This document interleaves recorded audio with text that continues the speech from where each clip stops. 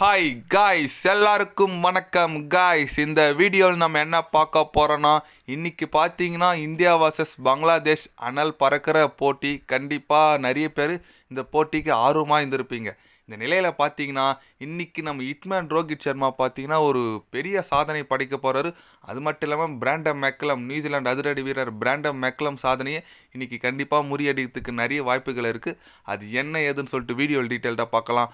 அதுக்கு முன்னே நீங்கள் நம்ம சேனலுக்கு புதுசாக வந்திருந்தீங்கன்னா ஒரே ஒரு சப்ஸ்கிரைப் மட்டும் பண்ணிவிட்டு வாங்க, வீடியோக்குள்ளே போகலாம். ஆமாங்க, இன்றைக்கி பார்த்தீங்கன்னா India vs Bangladesh first test match. கண்டிப்பாக இந்திய அணிக்கு ஒரு முக்கியமான தொடருன்னு சொல்லலாம் இது. இந்த நிலையில் பார்த்தீங்கன்னா இன்றைக்கி டே 1 விளையாட போகிறாங்க. அதில் ரோஹித் சர்மா என்ன சாதனை படிக்க போகிறாருன்னு கேட்டிங்கன்னா, இது வரைக்கும் ஹையஸ்ட்டாக டெஸ்ட் போட்டியில் சிக்ஸர் அடித்தது பிராண்டம் மெக்கலம் தான். 106 சிக்ஸ் அடிச்சிருக்காரு அவரோட கேரியரில். இப்போ பார்த்தீங்கன்னா ரோஹித் சர்மா 90 சிக்ஸில் இருக்கார். இன்னும் 17 சிக்ஸு தான் அவருக்கு கம்மியாக இருக்குது இந்த டெஸ்ட் கேரியர்லேயே ஹையஸ்ட் சிக்ஸ் அடிக்கிறதுக்கு. வெறும் 17 சிக்ஸு.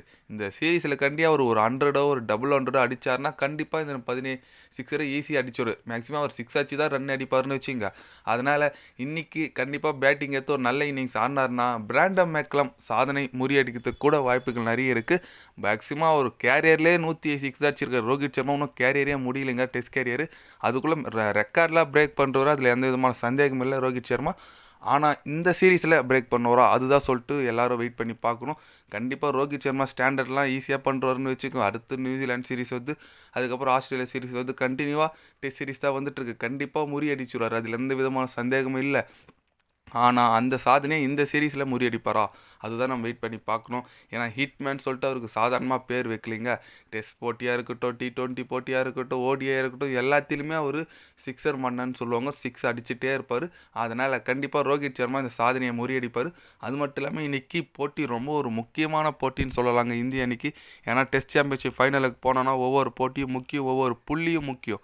அதனால் இன்றைக்கி கண்டிப்பாக இந்திய அணி நல்ல ஒரு கிரிக்கெட் விளையாடி பங்களாதேஷை 5 நாள் போட்டி 3 நாள்லேயே முடிக்கிறாங்கன்னு சொல்லிட்டு நம்ம வெயிட் பண்ணி பார்க்கணும். ஏன்னா மேக்ஸிமம் ஸ்பின்னிங் கண்டிஷனில் கண்டிப்பாக நம்ம அஸ்வின், ஜடேஜா, குல்தீப் யாதவ் வேறு பிளேயிங் லெவலில் விளையாட போகிறதா தகவல் வந்திருக்கு.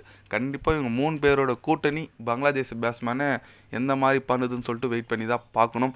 பட் பங்களாதேஷை நம்ம ஈஸியாக எடுத்துக்கக்கூடாது. அவங்களும் ஒரு நல்ல டீசெண்டான கிரிக்கெட் விளையாடுறாங்க. அதுவும் நல்ல ஸ்பின்னர்ஸ் மெஹிதி ஹாசன், ஷகிப் அல் ஹாசன் சொல்லிட்டு நல்ல ஒரு ஸ்பின்னிங் அட்டாக் கூட இருக்குது. நம்ம ஓரளவுக்கு உஷார் ஆடினா மட்டும்தான் இவங்ககிட்ட வின் பண்ண முடியும். பார்க்கலாம், அதுவும் சேப்பாக்கத்தில் நடக்குதா. கண்டிப்பாக ஸ்பின்னிங் கண்டிஷன், அதுவும் நம்ம அஸ்வினோட ஓன் கிரவுண்டு. நம்ம அஸ்வின் அண்ணாவோட இன்றைக்கி பர்ஃபார்மன்ஸ் கண்டிப்பாக வெயிட் பண்ணி பார்க்கணும். பார்க்கலாம் எந்த மாதிரி ஒரு பர்ஃபார்மன்ஸ் பண்ணுறான்னு சொல்லிட்டு. நீங்கள் சொல்லுங்கள், ரோஹித் சர்மா இன்றைக்கி பிராண்டம் மெக்கலம் சாதனையை முறியடிப்பாரா இல்லை இந்த டெஸ்ட் சீரிஸ் முடித்துக்குள்ளே முறியடிப்பாரா? உங்களோட கருத்து என்னன்னு சொல்லிட்டு ஒரு கமெண்ட் பண்ணிட்டு போங்க.